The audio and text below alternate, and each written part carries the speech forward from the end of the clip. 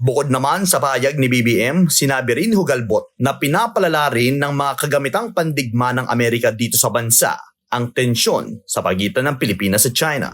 Pero kasi ang nakakatawa at nakakaya para sa atin, pag airdrop pa lang ng pagkain, inaagaw sa atin, how could we be believable? Yeah. No? Paano tayo, hindi ba tayo tinatawanan ng ating mga neighbors ng buong mundo na anya na ang Pilipinas, sa kanya nanggagaling ang lakas para ipaglaban ang West Philippine Sea, kinakalaban ng isang malaking nation.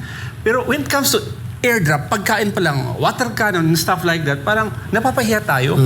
But after his first visit, sometime in September of 2022 to America, suddenly he made an about face, a complete turn to his promise.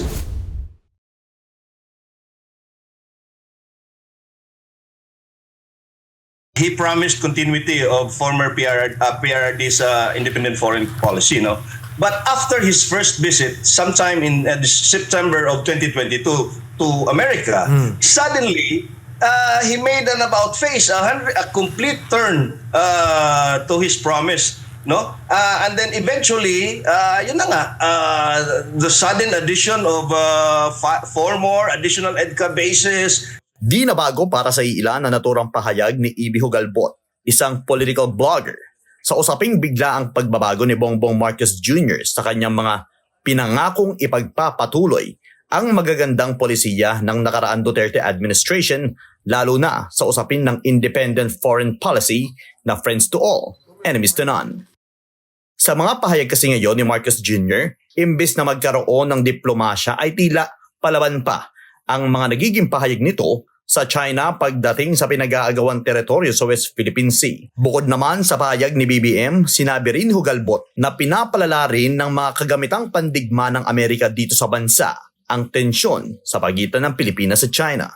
We have B-52 Stratofortress bombers Correct. patrolling with our Philippine Air Force jets in the airspace in the South China Sea near Taiwan. Yeah. And the Americans have actually admitted deploying Typhoon weapon systems to undisclosed locations in Luzon. Yes, that's And true. Typhoon-class weapon systems are actually intermediate-range missile systems Agreed. that are nuclear capable. They are able to launch Tomahawk missiles, and then they are future-proof for the upcoming hypersonic missiles of the Americans.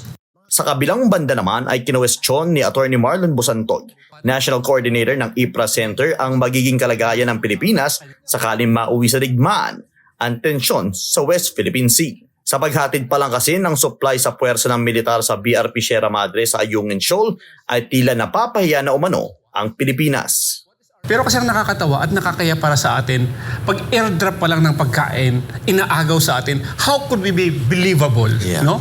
Paano tayo, hindi ba tayo tinatawanan ng ating mga neighbors ng buong mundo na anya na ang Pilipinas, sa kanya nanggagaling ang lakas para ipaglaban ang West Philippine Sea, kinakalaban ng isang malaking nation. Pero when it comes to airdrop, pagkain pa lang, water cannon and stuff like that, parang napapahiya tayo.